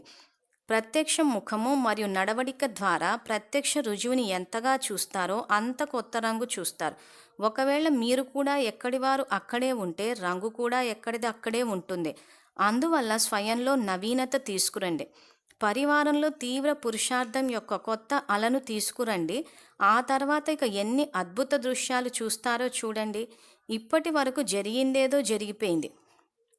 ఇప్పుడు ప్రతి కర్మలో కొత్త ఉల్లాస ఉత్సాహాలనే రెక్కలతో ఎగురుతూ ఉండండి. ఎవరు ఏ సేవలో సహయోగం ఇచ్చారో వారి భాగ్యాన్ని మంచిగా జమ చేసుకున్నారు. దేశ విదేశాల యొక్క నలువైపుల సేవాదారులు మంచిగా సేవ చేశారు. అందువలన సేవాదారులకు బాబ్దాదా సదా చెప్తూ ఉంటారు, సేవాదారి అంటే స్వర్ణిమ అవకాశం యొక్క భాగ్యాన్ని పొందేవారు. ఎక్కడికి వెళ్ళినా కానీ ఈ భాగ్యాన్ని పెంచుకుంటూ వెళ్ళాలి, తక్కువ అవ్వనివ్వకూడదు. కొద్ది సమయం యొక్క అవకాశం సదాకాలిక తీవ్ర పురుషార్థం యొక్క స్వర్ణిమ అవకాశాన్ని ఇప్పిస్తుంది. వెళ్ళిపోయిన మరి వెళ్తున్న సేవాదారులందరికీ శుభాకాంక్షలు. సో అవ్యక్త మూల్యని బాబా ఇక్కడితోటి ఇక్కడ ఎండ్ చేసేసి అందరికీ సేవ యొక్క అవకాశాన్ని పెంచుకుంటూ వెళ్ళాలని చెప్తున్నారు. తర్వాత సర్వ దయాహృదయ శ్రేష్టాత్మలందరికీ సదా స్వయాన్ని స్వ ఉన్నతి యొక్క ఎగిరే కలలోకి తీసుకువెళ్ళే వారికి, తీవ్ర పురుషార్థి ఆత్మలకు, సదా ప్రతి సమయం ఒకే బాబా తోడుని అనుభవం చేసుకునే అనుభవి ఆత్మలకు, సదా బాబా హృదయంలోని ఆశలను పూర్తి చేసే కులదీపకులైన ఆత్మలకు, సదా స్వయాన్ని మాలలో సమీపమనిగా తయారు చేసుకునే విజయీ ఆత్మలకు, బేహద్ వైరాగ్య వృత్తి ద్వారా ప్రతి సమయం బాబాని అనుసరించి బాబా సమానంగా తయారయ్యే అతి స్నేహి కుడి భుజాలైన పిల్లలకు బాబ్దాదా యొక్క ప్రియస్మృతులు మరియు నమస్తే.